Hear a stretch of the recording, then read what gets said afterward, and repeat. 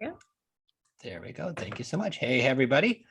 I am Joe, and I've got my amazing hosts with me today, co-host Jen and Abby. So excited to have you both here today. We have some awesome stuff I can't wait to go over. Today is all about deals that we have currently got in the works, ones that we're working on right now, deals that we're just waiting to close, kind of give you a little bit of an update of what we've seen in the market, how we're finding some of these deals and leads. And, I believe it's getting a lot easier too. So I'm excited to share. So once again, thank you for coming today. In the meantime, if you have any questions, please drop them in the chat. We'll be diving into those a little bit later on. But today we're going to really dive into the market, right? So I saw last week where the average interest rate for a 30-year fixed mortgage is at 7.23%, right? So the rates obviously have jumped up in the last, really, it's been 5 months. June 15th was the day the Feds came out and said, we're going to raise the rate 75 basis points. And when that happened that day, it really turned the market, which was pretty hot. I mean, it was blazing hot. I've never seen it hotter in my life, to where it really put a slowdown in things, right? And they also said that they're going to do this again later on. They're going to be continually raising rates. So once we knew that, we did see a shift in the market. Fast forward, it's the last week of October right now, 2022. We have a week left. It's November 1st next week. So what we've seen since that change is now the market has pulled back quite a bit, right? The market has changed. Houses are sitting on the market a lot longer. Interest rates from this time last year have literally doubled. It's doubled, right? To get 3.5%, 4-ish last year, pretty common. This year right now, like I said, 7.23%. So with that being the case, what has that done to the market? It has slowed down quite a bit. And I know in Florida, where we are located, but it's all across the country, there's still some pockets that I'm sure are doing pretty well, but majority of the time, it's slowed down. Now, the properties that we've seen the most are especially the more expensive properties. If you're dealing with $150,000 home in the middle of Pennsylvania or an $80,000 home, that different in interest rate really didn't change it too much. But when you start looking at a $700,000 home, which where we live in Florida, it's a 1,500 square foot ranch. That's probably a 3-bedroom, 1.5 bathroom. And that's what you get for $700,000 down here. Or in some parts of the country, that's considerably more than that or less, depending on where you live. But if your interest rate goes from 3.5% to 7%, you could see your payments going up dramatically. And with real estate, yes, the price is important, but really what it boils down to is the monthly payment and the affordability factor. And if folks can't afford the payment, doesn't matter how expensive or inexpensive the house is, it's out of their range. So it's got to be about affordability. So all this has really done what? It has slowed down the retail buyers. It has slowed down investors. We came across many properties where big corporate buyers are buying them, and they're in a world of trouble. Open Door, I found a lot of the properties where they've bought them in the last 4 or 5, 6 months, and they are taking a dramatic loss on a lot of these properties. So with that being the case, how does that help us with the creative finance, right? The stuff that we do. This is the fun thing about creative finance, guys, is we're finding ourselves in a lot of situations where always, every single time, we try to find out the best fit for the seller, right? What is the best fit for them? And many times they should list it with a realtor. If their goal is to get top price and they need all of the cash and they need it now and terms aren't for them, and it's a turnkey, beautiful house in a beautiful neighborhood and it needs nothing, right? And sometimes the best bet is for them to list it with a realtor. And that's what we tell them in those situations, if terms do not work for them. However, there's a lot of these situations right now where that's not even an option. And I'm going to go over some of those cases right now. First of all, I'm going to go over once again, and I keep on doing this, but I want to share with most of you what our avatar seller looks like. And that changes rapidly. But what we've been seeing a lot of right now, and correct me if I'm wrong, team, we've seen a lot of folks who've just bought a house 2022.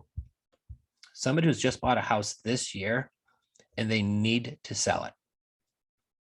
Not because they want to, not because they're thinking about it, not because they think the market is hotter now than it was 6-7 months ago and they want to see if they could get more for it. It's boiling down to right now, they need to sell. And there's a lot of situations. You're going to be shocked how many that we can share with you. I won't take up your whole day because I can, but I'm going to go over some. Okay.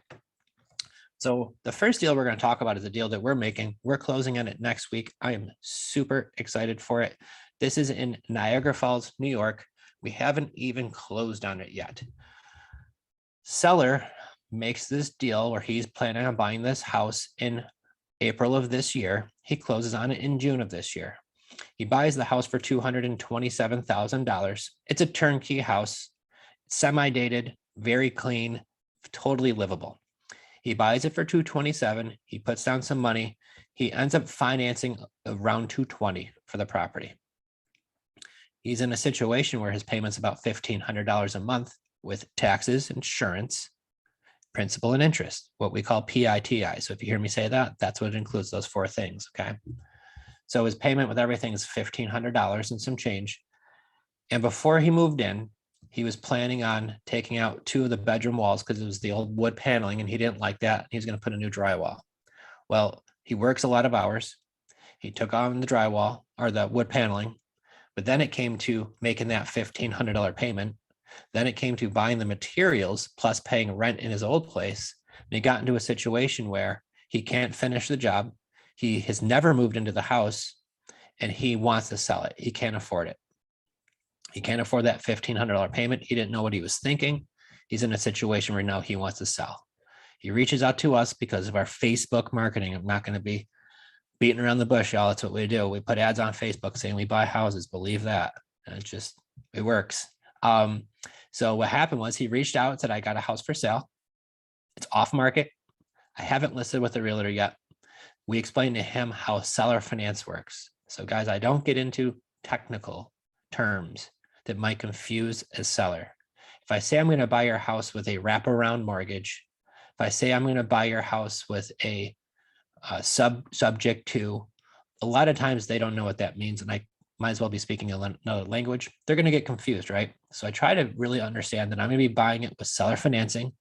I'm going to buy the house. The existing mortgage stays in your name until I get it cashed out down the road. Until then, I buy the house. I take care of the taxes, the insurance, all the maintenance, repairs, utilities, all of the upkeep, management, and obviously I'm going to be making those payments. Guys, it doesn't work for everybody. That's why sometimes we say your best option is to list it with a realtor. But in a lot of the situations, especially now, it has become easier for this. So this is why I want to be able to share this with you guys, because there's a lot of opportunities that are happening right now, right in front of your faces that you don't want to miss out on. Okay.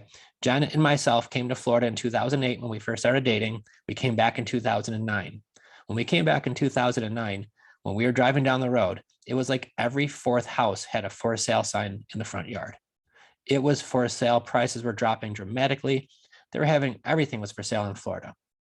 If I knew how to buy houses on terms in 2009, like I know now, we could have accumulated so many of them. It would have been a different story. But here it is, another opportunity to do the same thing. So what we're finding is in this situation with our seller in Niagara Falls, he talks to the realtor who's his friend, and she says, well, because these walls aren't done and they're down to the studs, we'd have to either get that work done.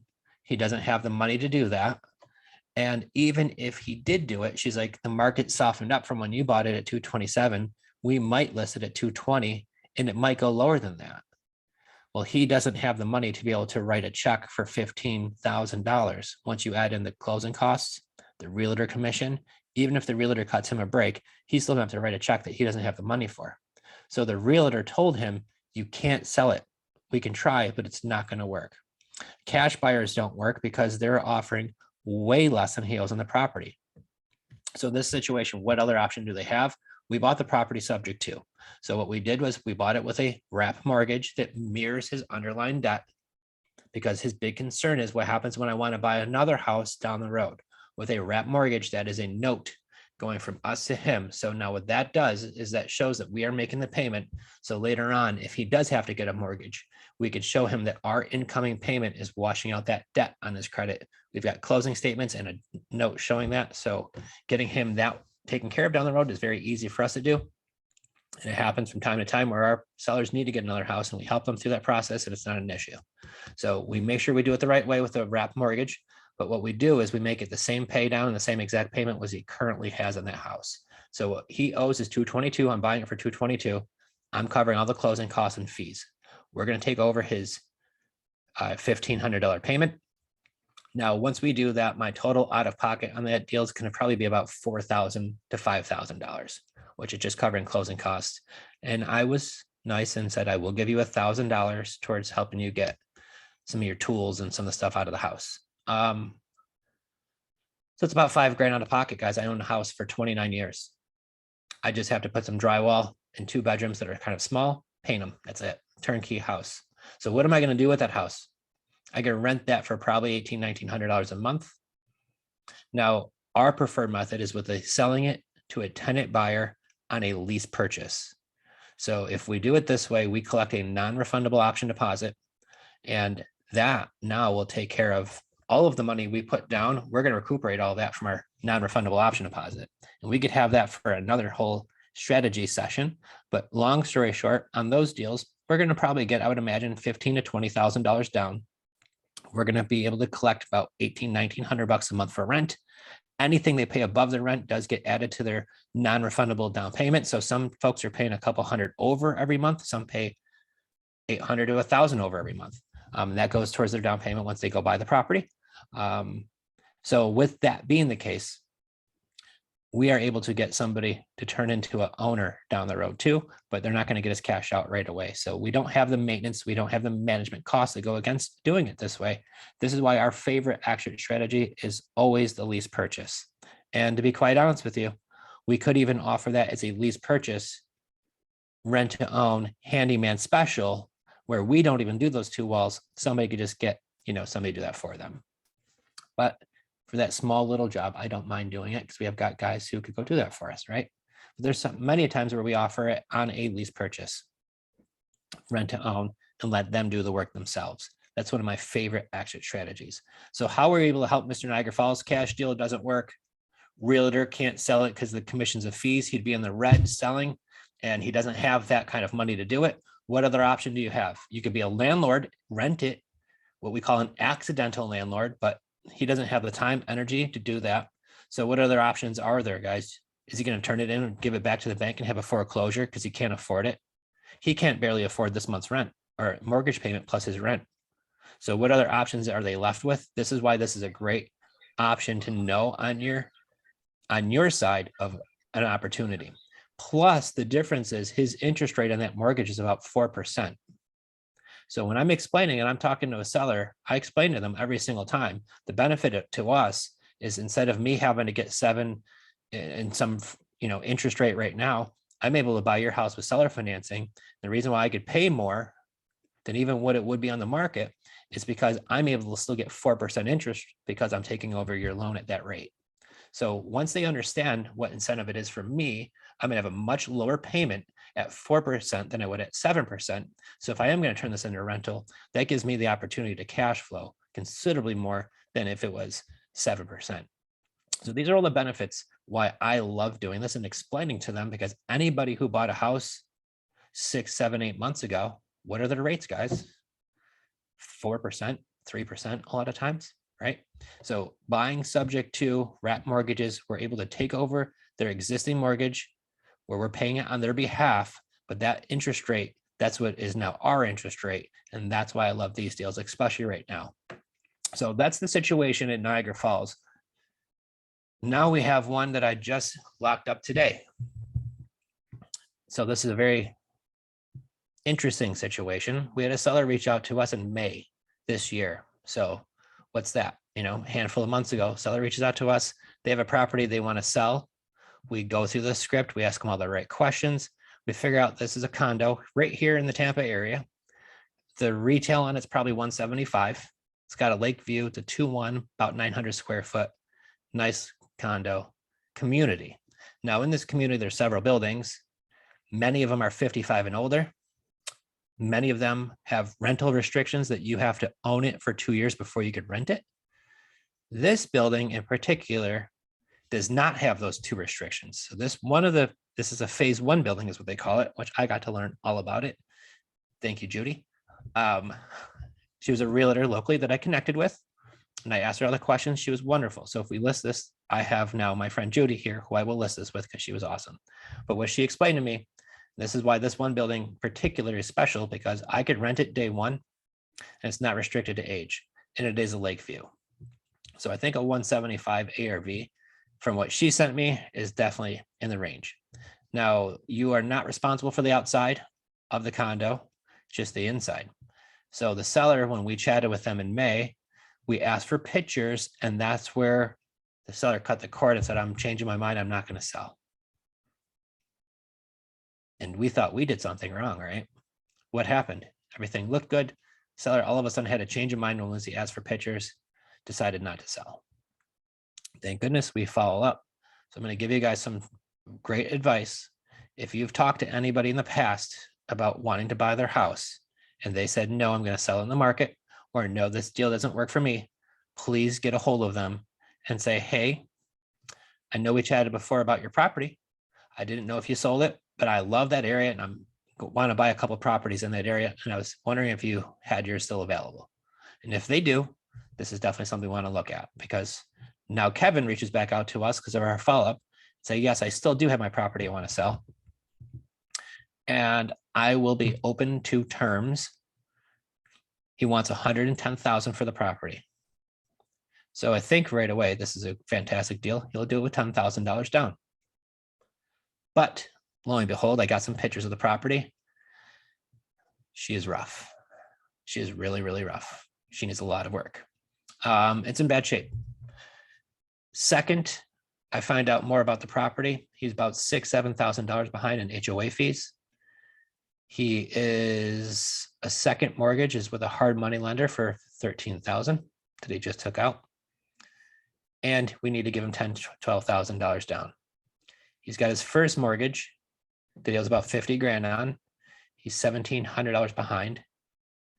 Payment's only like $360 a month or something like that. It's pretty low. It's like a 4% rate. So originally when I was going to buy this house, I was going to buy it with 12 grand down, take over this deal for 30 years is what he told me, guys. He says, you could pay me my equity 30 years from now. He's the one that recommended 30 years. But after looking at what I have to pay for the property, what I have to pay him and everything else, we looked at the drawing board again, figuring out how I'm going to buy this. But we're going to do what's called, one of my favorite things is a creative flip.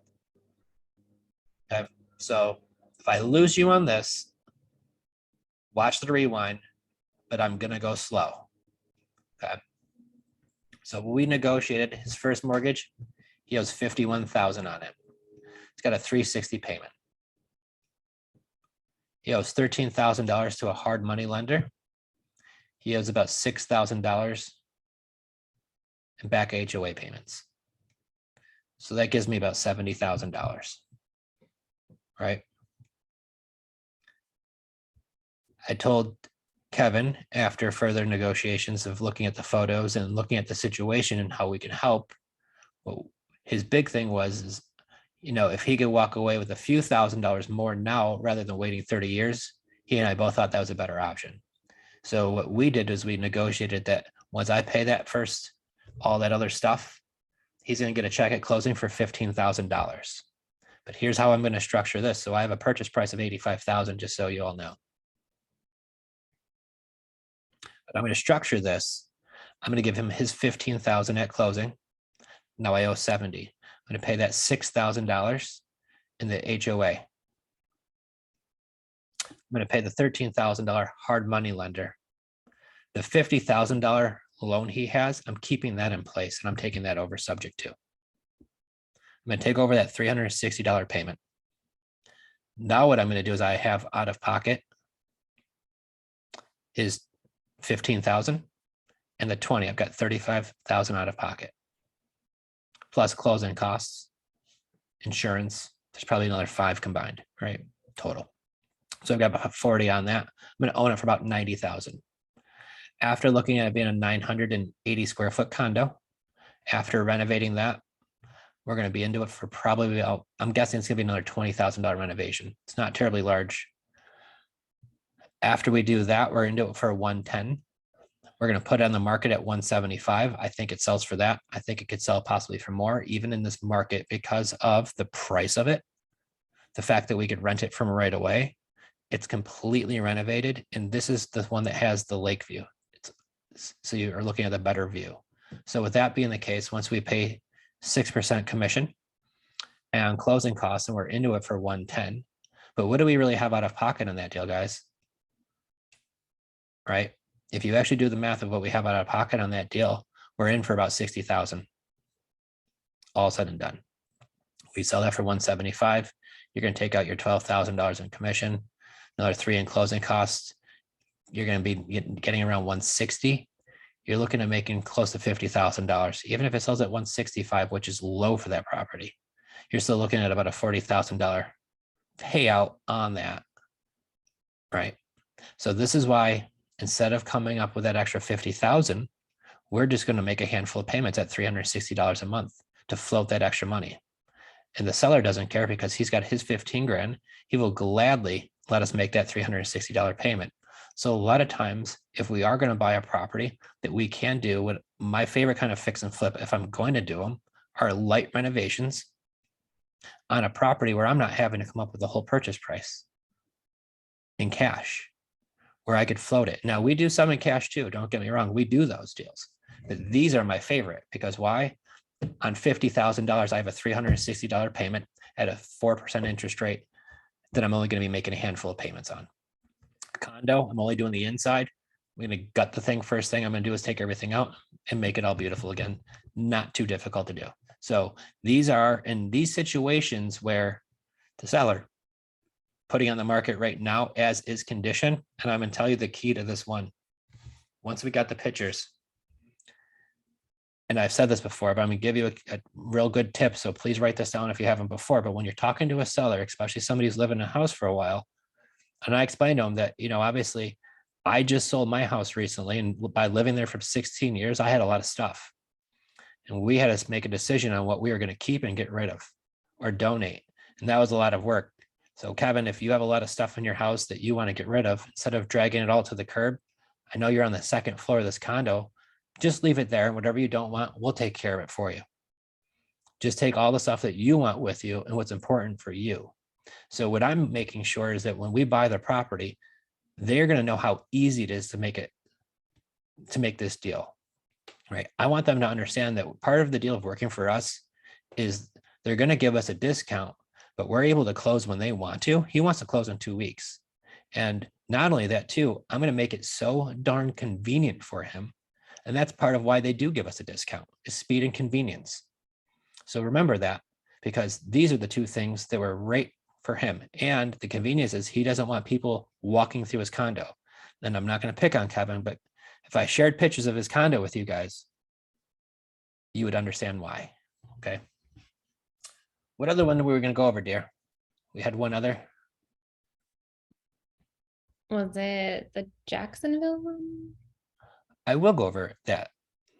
Okay. So we have a very difficult situation right now. The situation that we have a seller reach out to us in Jacksonville. If you guys want a story, get your popcorn out. Okay, because this is an interesting one, but this is another great example of a situation.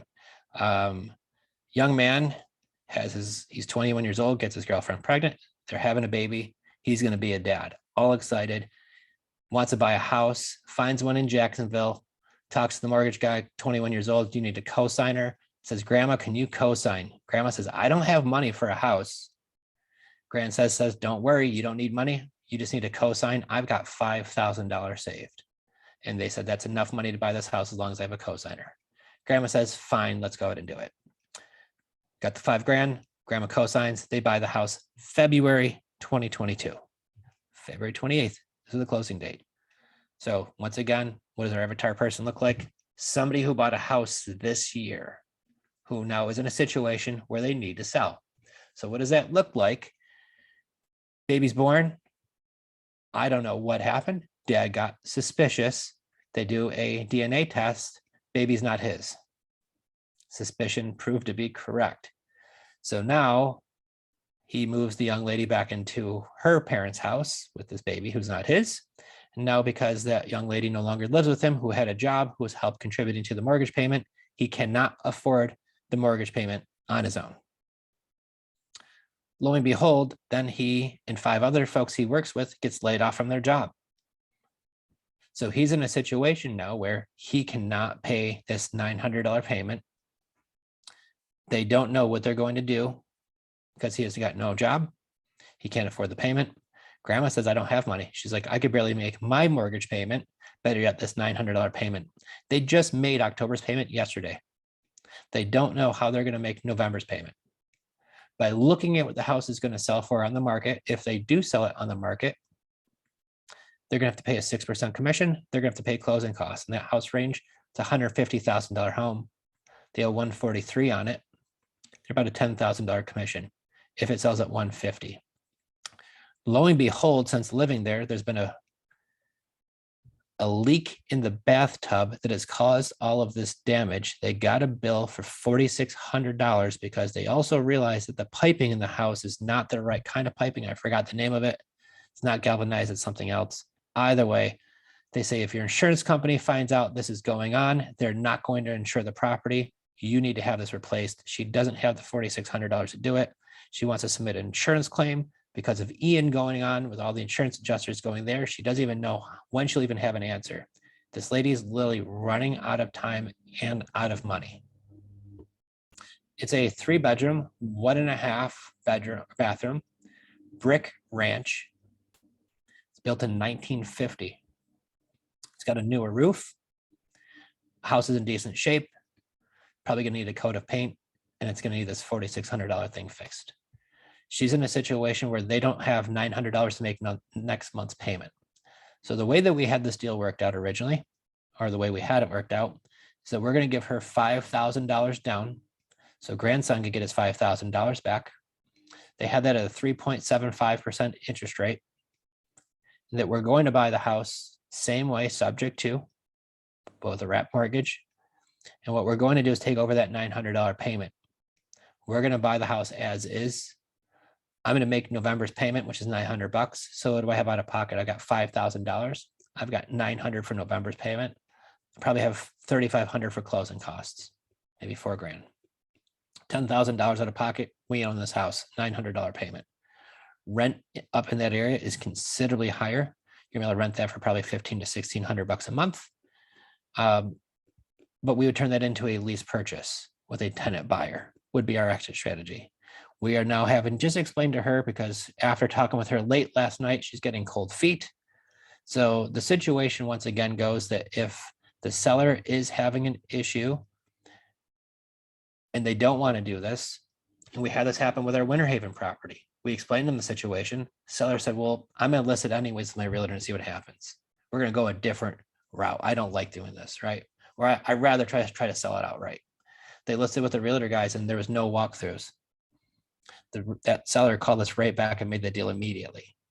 So same thing goes in these situations. If you talk to a seller and they say, yes, this sounds good. And then all of a sudden, because they're in a situation, right? They bought the house and they need to sell it. This is a situation where they don't want to sell this house. They need to sell it. They have no money. They're running out of time. They have large repair they have to fix. They don't have the money for any of this. So it's going to sell for less than what they bought it for. So this is the situation where if they say they have a change of heart, I'm not going to be calling them every 4 minutes crying on the phone. I don't call her saying, please, please, please take me back, right? But I'm going to do some great follow-up with them and just say, hey, I'm reaching out to make sure everything got done right the way you're hoping, one way or another, if I buy it or not. But I do know that seller's in a situation where they need help, right? So I'm not going to take that one off my radar until they say, Joe, this house is sold or whatever, mission accomplished, right? But that's in a situation. So once again, guys, how are we finding these deals? We're just putting it on social media. We're connecting with realtors. You could go on Zillow today and put in owner finance, or just look at houses that have been on the market a long time. The first thing I do with every property, I look when it was sold last. By just scrolling down on Zillow, I see a property for sale. If it was sold this year, and especially if I saw it was bought in January, February, March, and they have it listed right now, or it's for sale by owner right now, And if you have PropStream, you could find that search very easily, guys. So go on PropStream if you don't have it, or I'm sure there's a lot of other ones that you could go on that are just like PropStream. We use that. And you could do a search of properties that are currently for sale that have been owned by an individual, not a company, but a year or less. And any one of those, I'm going to look on them. And if it's somebody who was an individual who owned it, who's not trying to do a fix and flip, but sometimes they got transferred for their job. I've got countless of these stories of this situations that are happening. People getting transferred for the job after they just bought the house. Their son got accepted to another school in another district. A couple of those just happened. One, there's an opportunity in Cincinnati that I talked to a realtor. People bought this gorgeous $400,000 home in Cincinnati, and their son got accepted to another college or another school, I'm sorry, across town. And they want to be in that district. So they're moving. They emptied out the house already and sitting there vacant after they just bought it. And it's on the market and they're trying to sell it for pretty close to what they just bought it for. And it's not selling. So this is where the situation where I reached out to the realtor, said, listen, if you and I can negotiate your commission and I cover all the closing costs, would your sellers be open to seller finance until I get it cashed out later on? It's just that easy, guys. So if you're talking to realtors, that's the conversation I have. If we could work out your commission, would your client be open to seller financing if I pay all the closing costs and fees besides your commission? We had a conversation with our student today, Mike and Jay. They're based in the Pennsylvania area, right outside Philadelphia. These two have 3 closings they're closing on this week. He said a lot of the deals they're doing right now have realtors attached to them, to where a seller has reached out to them and says, my house is listed with a realtor and the realtor's not doing a great job and my house isn't selling. Would you buy my house? They run the script, they ask all the right questions, find out some of these sellers are open to terms and they've been buying these houses. Part of that deal is they're going to call up that realtor, negotiate their agreement and the commission. And of course, the realtor's going to say, I want 6%, but in a house that isn't selling, he's offering 1.5%. And they're glad to have it sold. So I will say in the last 2 years, every realtor in North America looked like a superstar because all they did was they had to do their job, but they listed the house, took the photos, made sure it looked decent, put them in MLS, and there was a bidding war. It was crazy, right? So it was really a lot easier. Now it's not easy, guys. The most valuable person is the top 5% of realtors who are really doing all the moving and grooving, because those are the ones that really are going to be working.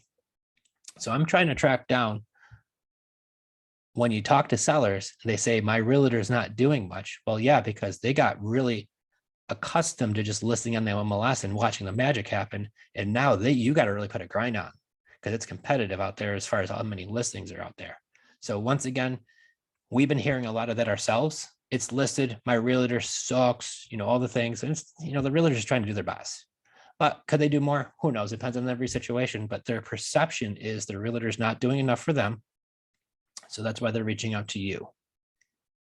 So you're going to offer them terms. If I were to pay the commission and closing costs, would you be open to seller financing? Okay. Now I will say on our website, thank you. Some of you have been submitting some deals to us. We've been taking a look at those. If you do, we ask you a lot of these questions right on there. So if you have one of these leads that you want to submit to us, Fave Home Buyers is the website where we offer all of our deals. So I'm going to give you a couple websites right now. If you want to look at some of our deals, because we have some available, favehomebuyers.com. Can you drop that in the chat, hon? So if you want to look at deals there, check that out. And then we have our website for creative finance, playbook.com. If you have a deal that you want to have us take a look at, or you have a deal that you want us to take over and work out some type of finder's fee for you, we do that too. So you could go there. There's a section where it says partner with us. Click on that, hop right in there and send us the information. Thank you, Abby, once again for setting that up if you're here. But that's super helpful for us. So if you send me the deal, guys, I will honestly probably have a hard time finding it because I have so many DMs that I get in a day. It's hard for me to keep track. So this is a good organized place to drop them. But we've been getting some good leads. But here's the thing, guys, if you have one of these leads, What I've seen a couple is, hey, this house is listed with a realtor. I think they'd be open to seller financing. And I was like, well, what makes you think that? And they're like, I just have a strange suspicion. Okay, I'm going to need a little bit more evidence than that. Okay, maybe you called the realtor, maybe you asked the realtor if they'd be open to terms, if we could work out some type of commission and closing costs. So I would say try that, because what's going to happen now, if you could help realtors make these deals, they're inspired, they're ambitious, they are definitely motivated now to work with you, where maybe in the last year or two, they didn't need us. They didn't need investors. Why? Because they put on the MLS and it got sold. But now they might be open to looking at getting some help with some of their listings they have that aren't selling. So can I go to Zillow? Can I go to Redfin, especially Redfin, where it says any properties that have been on here for more than 90 days or more than 120 days? There's a whole lot of those on there. So if you look at properties that have been on the market for more than 120 days or more than 90 days, and you look at those and those were bought this year by somebody, oh boy, I'm calling that realtor up, because maybe they owe close to what they bought it for, and they might be in a little bit of a jam, right? So I always find out, why are you selling? I don't need to ask how soon anymore, because why? It's already listed, guys. They want to sell it now. They wanted to sell it 60 days ago when they had it listed, obviously. But I want to know, why are they selling the property? I need to know, right? Are they moving across town? I need to know these kind of things. It's important. The why, to me, is the most important thing.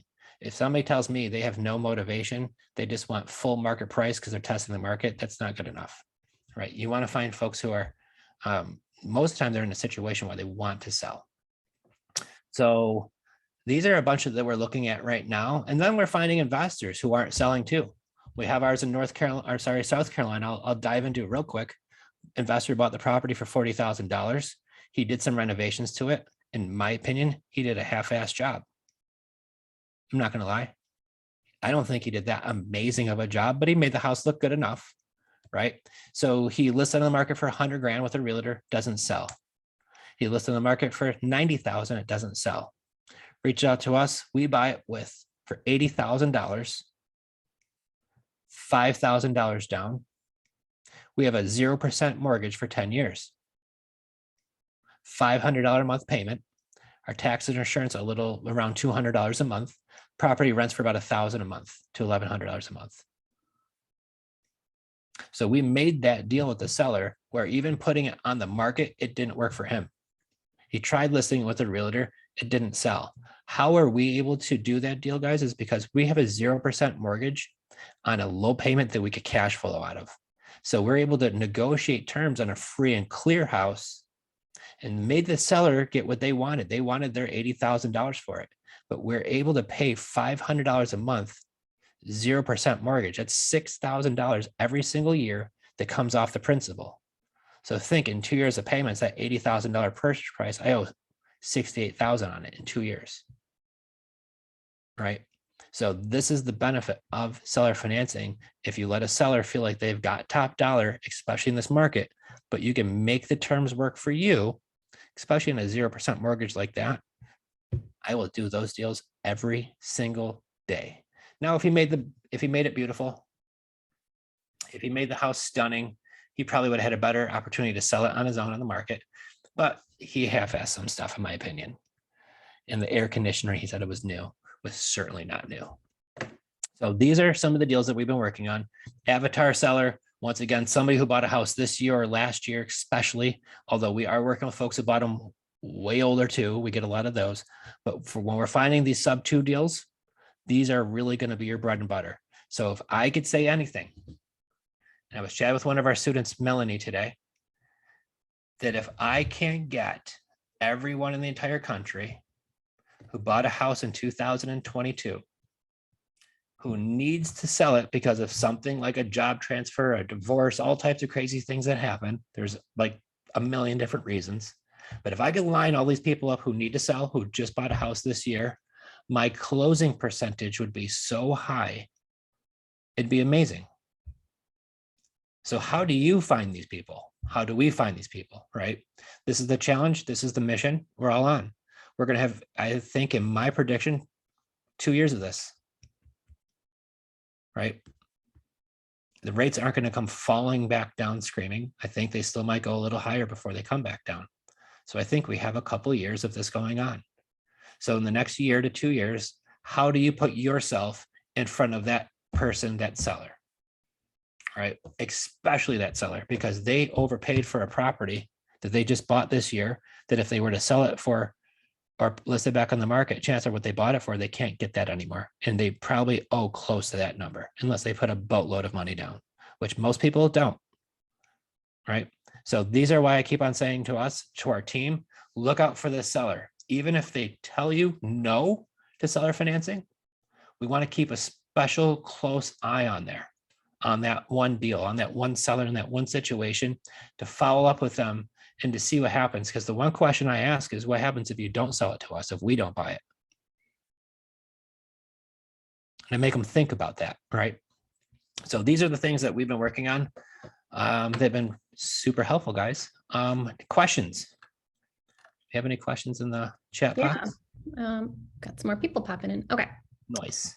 Trace had a good question up here. Do you find sellers understand when you say seller financing? So you're talking with them in the beginning and you throw out the term seller financing. So I generally don't think they understand. That's why I definitely don't say the word sub two or wrap mortgage, because that I think confuses them more. So I explain to them seller financing in a lot of different ways, but I make sure that they understand two different things. One, that we're buying the property, right? We're buying it. We're having it closed with the attorney or title company. They're going to cross all the T's, dot all the I's. But if there's no mortgage in place, I tell them, instead of me going to Bank of America, when I'm buying your house, Trace, it's going to be me buying your house, and I'm going to be paying the Bank of Trace every month. Right. And so that's what seller financing on a free and clear property. So I know it's, and I tell them that it's the Bank of John, it's the Bank of Mary, whatever it is. And I'm going to be paying you every single month. On top of that, I'll pay the taxes, I'll pay the insurance, and obviously I take care of the property, all the maintenance and upkeep and all that. But I did buy the house, and it's a closed deal. If it's got a mortgage on it, I let them know that I'm buying the property, I'm closing on it like a traditional sale.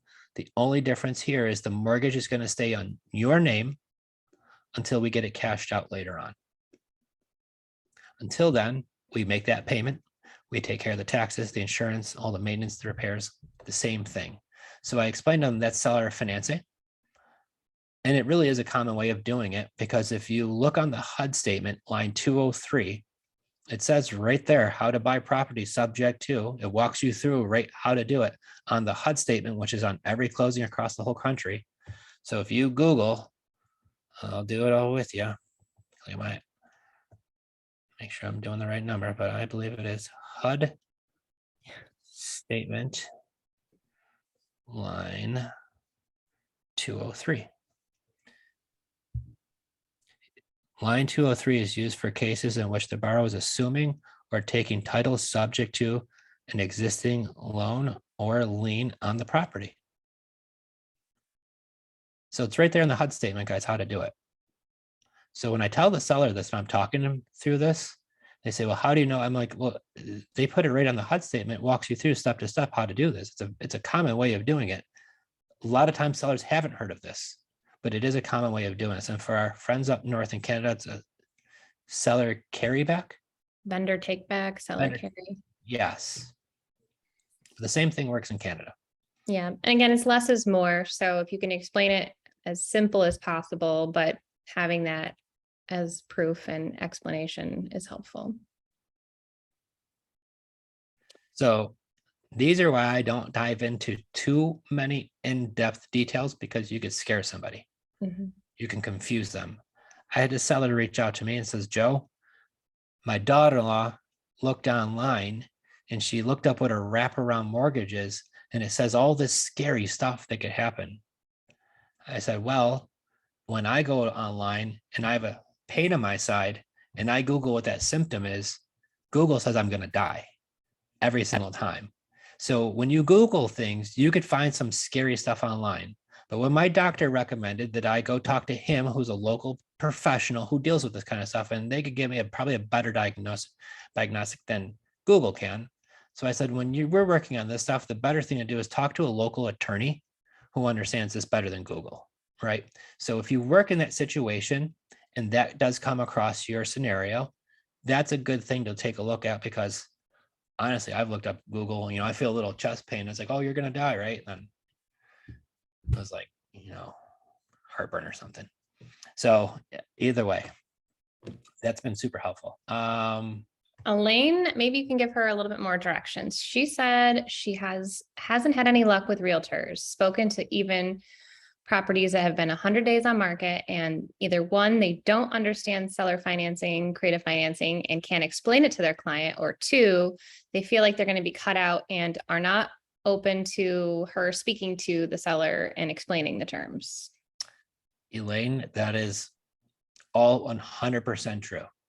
Realtors can be very helpful, or they could be really hurtful, depending, just like anything else, if you're talking to the right person, right? There are a lot of realtors that I've talked to who are absolutely fantastic, amazing people. I talked to one yesterday. She's on the ball. And then I talked to some realtors who are just so darn frustrating to talk to. You want to bang your head against the wall, and you keep on doing that, wonder why it hurts, right? Because they don't get it. And so this is the challenge that we have explained to realtors, that if I were to pay your commission, would your seller be open to seller financing if I also cover all of the closing costs and fees? So when I talk to that realtor, I want them to know that they're going to get paid and I'm going to cover all the closing costs and fees. Would their client be open to this? And I'm going to ask a very broad question, right? And it is a challenge because a lot of the realtors don't either understand this, or maybe they've been used the last 2 years of just not being able to need that. So however, if they are not cooperative, what I do is I watch that listing, guys. And when that listing expires, because it's going to expire eventually, because I'm going to ask them, well, what happens when this listing expires? And you don't sell it, right? So here you have an opportunity, and legally, they have to present all offers to their clients. So remember that too, that I want to submit an offer to your client for the property, and this is the offer I'm offering. Regardless if they're going to take it or not, that's what their obligation to do as being a realtor. And if they don't, you have a realtor work for you and you have them submit it through them if they don't want to do it on their own. But that's what I'd recommend. But unfortunately, I was talking to one of our students earlier. They were in this very similar situation. The seller needed to sell. The realtor would not cooperate. The house went into foreclosure because of an uncooperative realtor who wouldn't help out the seller, who was in a bad situation. They needed to sell. The realtor would not communicate with the sellers how our buyers could have bought that property, one of our students. So that's where the unfortunate thing comes in. Just do your best. It's a numbers game, just like talking to a seller. But if you could spot opportunity by maybe in Zillow, I will tell you, without having to talk to people, Zillow could tell you so much. Because I could look at when the houses were bought. I could look at when they were sold. I could look at when they've had price drops. I could look when they had pending sales and then it went back on the market. Because obviously, a lot of people who are putting an offer on houses, it goes to pending, then it goes back on the market. In the Tampa, Florida area, it's like 1 out of 5 are withdrawing from the deal because of higher interest rates, right? So you're having a lot of that. I could see when they bought it, tried to sell it, listed it for rent, tried selling it again, right? Because it'll tell you a story just by looking at that history. So I'd say the best advice is look at the previous sales where it has it all incorporated there. And if you could spot these trends where somebody bought it and then they try to sell it and it didn't sell, then they try to list it for rent. Now that looks like to me an accidental landlord is what that situation would tell me. So there's somebody who might have been in a situation where they tried to sell it after buying it, they couldn't sell it. They tried to rent it, and maybe they're in a situation where they'd consider talking to you about terms, right? The other thing too, if I ask a seller what happens if I don't buy it or if you don't sell it, and they say, well, I'm just going to rent it. You know what I tell them? Why don't you rent it to me? Why don't you rent it to me with the option to buy it? The only difference is my agreement's going to be a little bit different. My agreement says I'm responsible for all the maintenance and the repairs and the utilities and all the upkeep, not you. right? But if your payment's $900 a month, that's what I'm going to pay, because I'm going to turn around and rent that out to somebody else. And I'm going to need to make a little bit of something because I'm responsible for all the maintenance, repairs, and all this. So what we do is we buy that property on what's called a sandwich lease purchase. It means I'm going to lease it from them with the option to buy. My agreement also says I could turn around and release that and resell it to somebody else at a higher price and at a higher rent. And then we do a rent to own on that. Lease purchase is our exit strategy. The one thing I love about that, there's no closing costs on our end. We could get into that property tomorrow, right? They could sign the agreement today and I take control of that property tomorrow. So speed, convenience, ease. I can control real estate with just a piece of paper, guys, and I can start making money with literally not a dime out of pocket. We've done a couple of these, but we have one of my favorites right now is in Pennsylvania. We did the same thing on, right? So our cost of entry is extremely low. So if they're planning on leasing it because it's not selling, what are you all going to say? Well, why don't you lease it to me with the option to buy it? So they feel good that they still have ownership of the property. They still feel good now for the fact is they're collecting that payment. And it's you being able to manage everything for them, just like almost like a management company would. But now you have the option to resell it and to release it for more money, right? So you'll run into those situations where I don't feel comfortable selling it to you that way. So what's going to happen if you don't sell it? I'm going to turn it into a rental. Do you really want to be a landlord? Have you ever rented a house before? Have you dealt with tenants and toilets before? And if they say all the things that are no, no, no, I haven't, no, I don't really want to, well, then why don't you lease it to me with the option to buy it, right? Cool. Next question. Alrighty. Okay, this was Chris. When looking for homes to reach out about, are you looking for homes in a certain price range or homes that would produce a certain profit in rent, or doesn't matter as long as there is profit in some way or another? So I guess I like your last option the best, right? I'm looking for a deal, and some deals, they're all going to look a little different. Most of the time, what I'm looking for is cash flow. So I'm looking for houses. My favorite are those median price range houses in whatever area you're looking in. Those are going to be a lot of your starter homes. This is the 1,500 square foot ranch, right? Those are some of my most favorite homes to do.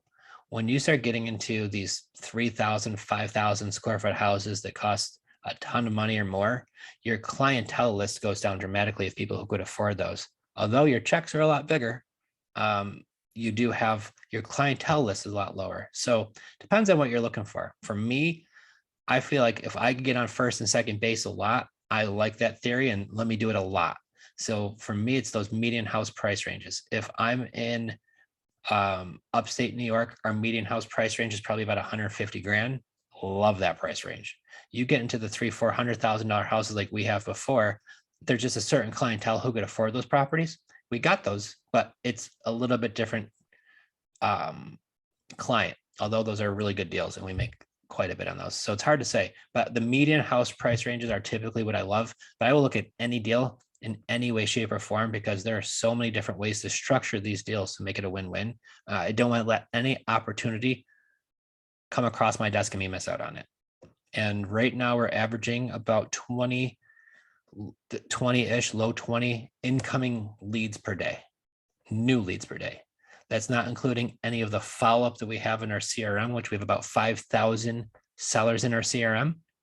So between follow-up of our old, leads plus 20, 21-ish a day that we have coming in, there's a lot of stuff that we look at. So I look at land deals. We're looking at multi-million-dollar properties. We're looking at commercial deals. One of our students, if anybody's looking for a car wash in Pennsylvania for like $100,000, that's on seller finance with only $5,000 down, one of those do-it-yourself car washes, one of our students just wrote one a handful of days ago. He dropped it in our private group, and I just met with him earlier, Jen and myself did, and his fiance, and the deal is amazing, and they're going to sign it. So anybody looking for a car wash, check out our creative finance playbook with Jen and Joe group, because that is going to be in there. So yeah, you're able to make commercial deals too. So I don't want to leave any stone unturned. Awesome. Jill says, first want to thank you guys for taking the time to do these calls. You're so welcome. I know Joe really enjoys going over all the numbers and the deals. We love sharing with you guys. The more we can educate how to properly do this, the better. I mean, you could see how some of these sellers are really in situations. That said, sellers that purchased in 2022, are you noticing higher mortgage payments and issues with them not having much equity in the property? So we do notice they are having not having much equity in the property. Those are our favorite leads, is because selling it on the market, your average between commission and closing costs is about 10 to 11%. So if somebody's going to sell a house and it's a $300,000 home, roughly you're going to take, they say on average about 10%. You're looking at about a $30,000 off of that. They're going to net close to 270. Now, if some of these situations where they owe more than 270, they're in a financial situation where they can't afford to do that.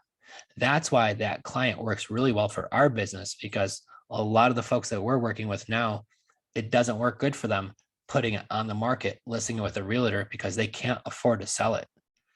So I do see that a lot.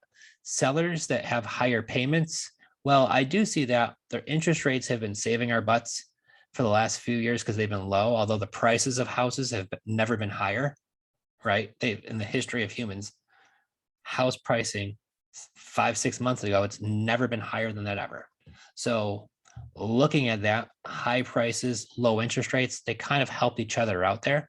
But now when we have record high prices and these higher interest rates, that's what's really getting into that hot zone where it's just getting too high for people. And that's what's pulling back the market. So I feel like if I found a seller who bought their house in the last 6-7 months ago, the payments are generally still affordable for us to cash flow on. And that's one thing that we look at, is I want to make sure that we're cash flowing on every door, because I look at appreciation, but on appreciation comes and goes, cash flow stays. So Awesome. Dave is also saying he loves hearing the deals. He could listen to you all day. what up, Dave? And so many good questions today. I mean, as always, but back to the condo. Wendy's asking, to do that condo deal, we would need to have private money to take it down. I mean, we don't, but people can raise private money. It's always a great option.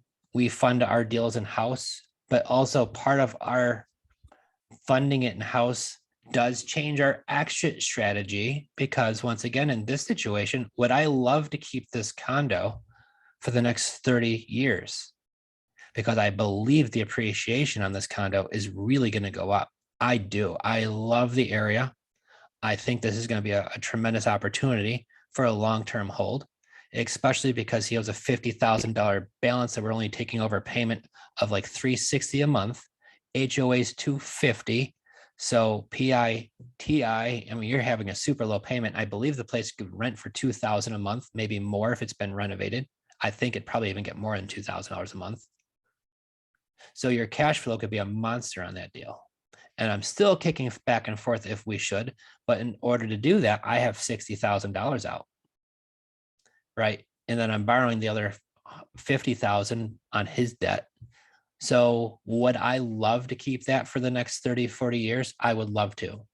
The challenge is when you have $60,000 out, I want to get that money back quickly because we're funding these deals ourselves. But if I could get that money back quickly and I can net another 40 on top of that, my rate of return in probably 4 to 5 months, because it's a light renovation and we get close within 2 weeks in Florida, is fantastic. I love the price range of the condo because all said and done, it's $175,000, which is still affordable in Florida with a lake view that's been completely remodeled. That's very seldom. It's very seldom you'll find that in Florida. So that's why I think having this property, yeah, it would work great for a long-term hold. It really would be fantastic. But also too, in order to get my 60 back and throw another 40 on it within a handful of months, I love that opportunity because I could reinvest that into more marketing to find more deals like Kevin and more situations like this. Because I think in the next, like I said, 2 years, there's going to be a ton of these going on. And what I don't want to do is tie up too much cash into one particular deal, which then slows down the velocity of us finding more deals. So part of us funding these ourselves does hamper our action strategy. It doesn't stop us from making deals. It just changes the strategy slightly. But I love that for a long-term hold, but it makes more sense to cash it now. Absolutely. Seth Knapp was asking, do we buy in Pensacola? What is up, Seth? How's it going? We do. I've got one lady there right now. It breaks my heart. She bought this house in Pensacola. She bought it back when the market was hot. I think it was March. Since then, her husband unfortunately passed away. She bought the house with, you know how it was back then, no inspections. So she bought it without having an inspection. They start doing a little bit of work to the house, find out there is termite damage to the house. So they find out it's like $3,000-4,000 in termite damage. She submits a claim to her insurance company. Insurance company says, nope, not paying it. It's pre-existing. We're not covering this. You should have had a home inspection. So she's in a situation where now she loses her husband. She loses his Social Security. She's not able to afford this payment anymore. She wants to move back to Texas to be closer to her daughter and grandkids. And she can't afford this house. It's $1,000 payment she's not making anymore. We tell her we'll buy the house subject to. And for some reason, we're not able to get it over the finish line. She keeps on saying, I'll talk to you about it, then ghost us. So yes, we do. I'm working on one now. Makes all the sense in the world. It's $150,000, $160,000 home. And she has either that option or she wants to give it back to the bank.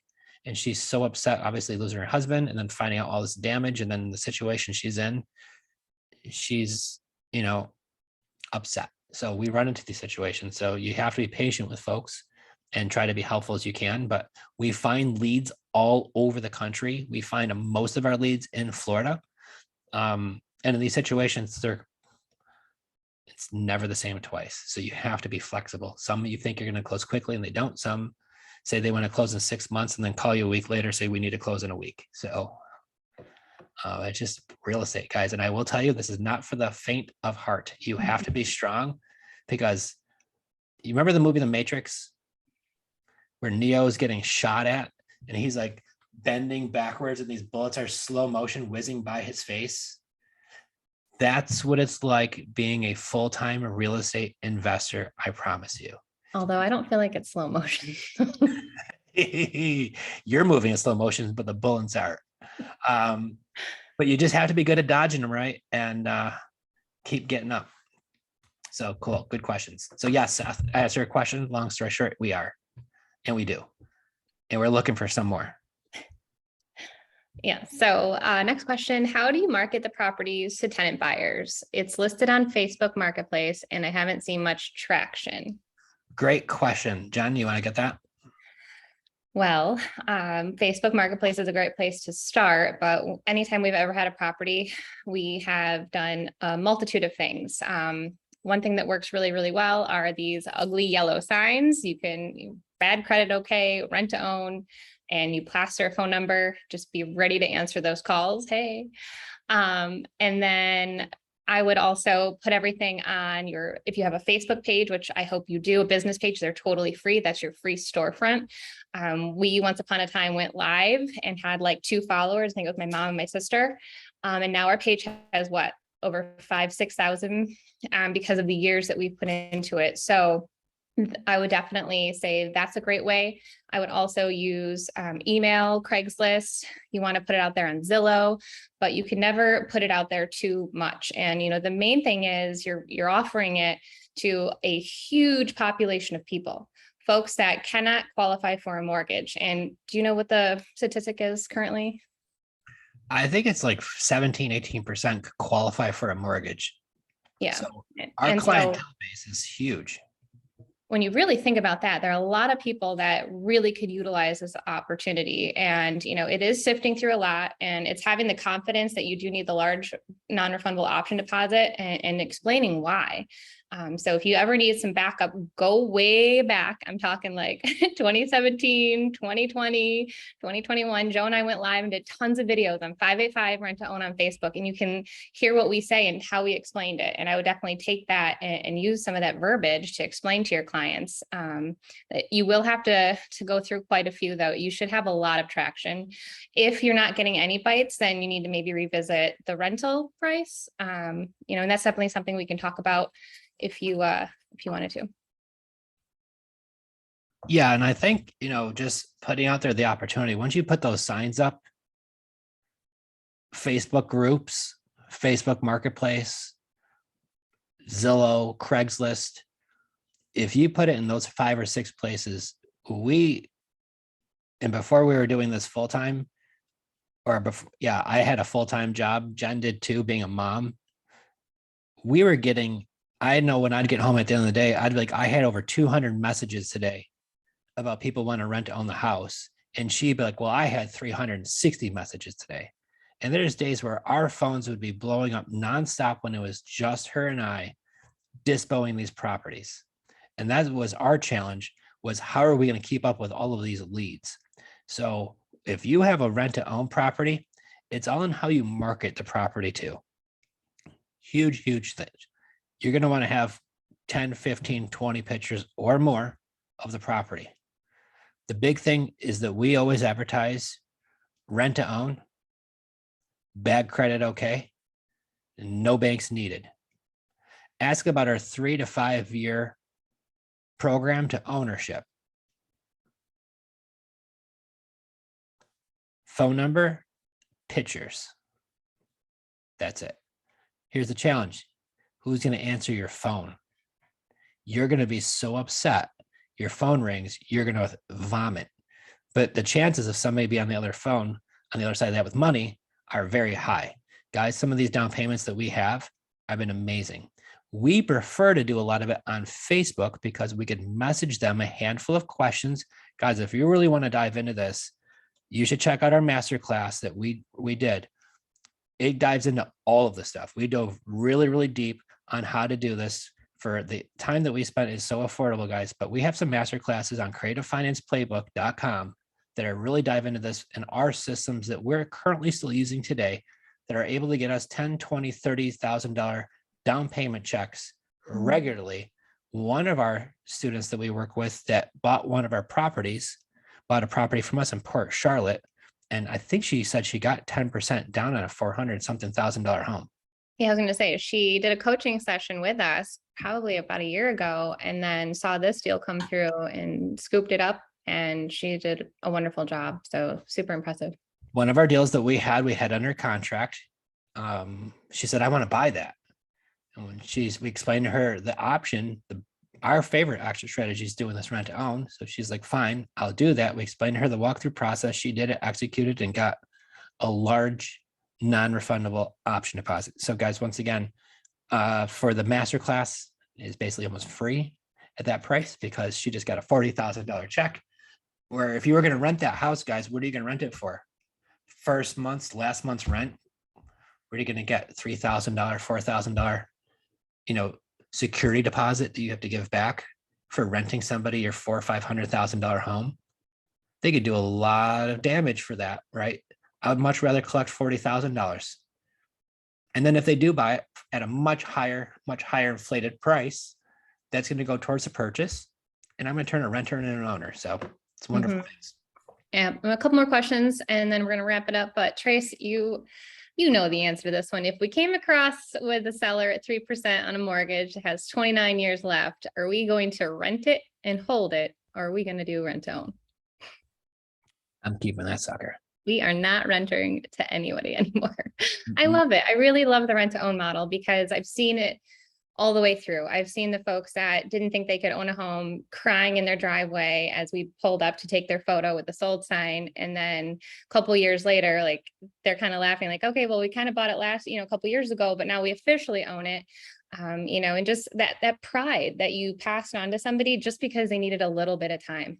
That was truly what they needed, and not having to deal with maintenance repairs, fixing roofs, anything, right? Like the thermostat, the battery, I don't know. We've had crazy tenant stories. I'm sure we all could share those, but at the end of the day, this is our favorite, absolutely by far. We have one right now that we just bought a year ago. We bought it on subject to. We put a tenant buyer in there. Tenant buyer didn't pay us. They gave us a huge down payment, but then stopped paying us. They finally got evicted. Now I have the option. Do I want to put that house on the market and sell it and cash out of it? Or do I want to put another tenant buyer in there? And we test both, but my realtor says, because he knows we'll do it both ways, says I got a cash offer coming in today on the property. So I'm always willing to take a look at both if the numbers make sense.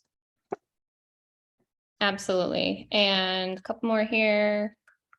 Back to the realtor, we pay the realtor commission and still pay closing costs? So you're going to have to pay closing costs regardless, because you can't expect your seller to come to the table paying anything out of pocket, because chances are they can't and won't. So I understand part of doing those deals, we have to pay both sides. Then obviously the realtor is going to want something. So I try to negotiate. These are the reason why I don't love houses on the market, but I will do them, because if you can negotiate, like Mike, who's our student, says, I know you want 6% because he asks them, but I'll pay you 1.5%, especially if this thing's been on the market for a long time. If it's been sitting there for a long time, you're trying to offer a solution that could work for everybody. And I can't expect a realtor to be greedy and say, no, I'm not going to accept that. Right.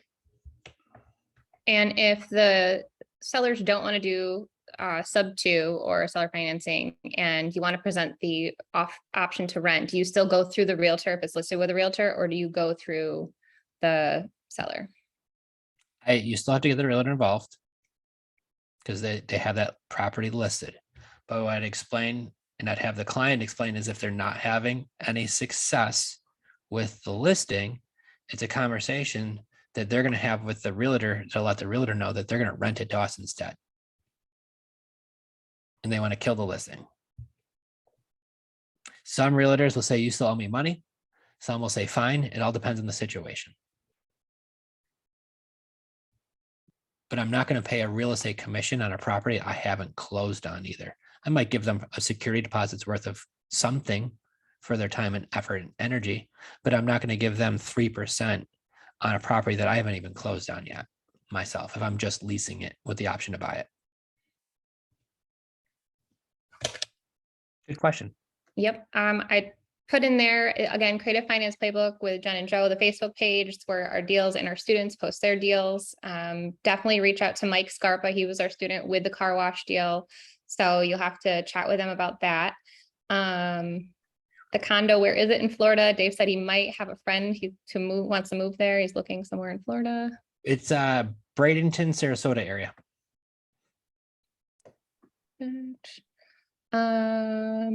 Not It's a sure. small little Ryan, condo, but it's beautiful area. Ryan's saying phone number, Joe and Jenn. I don't know if you're looking, like what phone number you, like when we're talking about rent to own, we have a service called Pat Live. That's the number that I use. I don't put my personal cell phone over there, but if that's all you have and you want to answer that call every time you have a buyer looking to get into one of your homes. So whoever's going to answer the phone, use that phone number, I would say. You're welcome. Thanks so much, guys, for coming today. And then let's pick one more real quick. How long are your lease terms set for your end buyer to get installed? We kind of talked a lot about lease option last class too, or not class, but whatever these are, Zooms. So if you didn't check last week, we dove into these questions quite a bit. But to answer your question, we don't kick anybody out of our rent to own home if they are paying on time, but we do revisit their lease. So right now we typically do a 1-year lease and then with the option to renew, but you want to give yourself some space to make sure that they are a paying tenant, because human beings are unpredictable at times. So you always want to factor that in, but with a large non-refundable option deposit, that's going to help secure that. And then again, you can give them time if you have the time. So if we have that 29-year mortgage, then we have all the time in the world to get these folks cashed out. So if we can get them in there and stay for a while, we've had some people that moved in 2017 and they're still there today. And they pay their rent on time. They're as happy as can be. And they have no intention of buying at this moment. And that's okay. We've adjusted the prices and rent since then. So we brought the new price once we've renewed their terms. We've brought it to the new standards of what today's pricing will be, but we're not going to throw them out. And we try to keep the rent as low as possible. But if they decide they want to buy it, the 2017 prices are not the same as 2022 prices. So if they've gone beyond their lease term, that I won't throw them out, but we will, revisit the terms, and I'll still make sure they get a good deal. But we'll have to take a look at that, and we did, and everybody's very happy still. Obviously, I'm sure I have a few tenant buyers that wish they bought it out sooner, but then again, they didn't. They had the rights to and the option to. That's on them, right? So, and the way we look at it, the way I was taught, was they are the only thing holding up the selling of our property and us getting our cash. So if there is a delay longer than what they said, we're entitled to obviously revisit those numbers too. So what our coach has told us the same thing, Ron the Grand, same thing. So this is how we look at that. We did an interview with him last week. We're going to drop it in the group this week too, guys. It was fantastic. He even picked on me for assigning these deals to some of you. He says, why are you assigning some of these amazing deals? You should be keeping them all in house. And I try to explain to him, Ron, we find so many of them, we can't keep them all. And he says, poppycock, what are you doing? Stop signing away all these deals. He's like, you're giving away tens of thousands of dollars. I said, well, Ron, I want our buyers, whoever are buying these deals, I want them to make out like bandits too. Because if you do real estate right, everybody should feel like they win. And he got mad at me, and which is typical Ron. That's what he does. He's so funny. Yeah. I'm going to end with this. Thank you guys so much. We love coming live every week. If you're looking for a little bit more, we've got a lot of questions coming in as far as what's the difference between your mentorship and your master classes. So if you go to the Creative Finance website, it's a little clunky, so bear with us. We're real estate investors. We're not tech gurus here, but we've got a couple of things for sale. We talked about it. The master classes, Joe and I have done presentation style. I used to be a teacher, total dork here, love PowerPoint. So we would create PowerPoint presentations and an action taking PDF. And so each class is about an hour long, and it's kind of, take your notes and learn as you go. There are a total of 7 on there. So you can bundle them for a steal at $407, or you can grab one that's $77 per class. I even threw up there a social media marketing ebook that's $17, just kind of sharing some of the free ways that we get leads. But it's just for if you want to kind of dip your toe in the water, you love these lives, but maybe some of these terms that we're using are going over your head, or it's kind of confusing, because that was me when I first started. I'm like, what is Ron talking about? So we really tried to break it down into each section. So there's one on lease option, rent to own. There's some just on negotiating.